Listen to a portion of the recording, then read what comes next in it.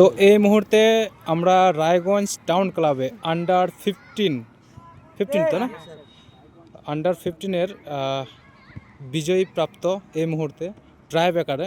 তোমার নামটা কি? সুফল চন্দ্র দাস, প্রকাশ হালদার, গৌরব রায়, বিষ্ণু দাস, অর্ণব মণ্ডল আর আচ্ছা, খুব সুন্দর লাগলো।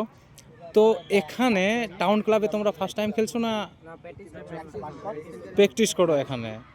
তো তোমাদের সাথে কারা খেললো?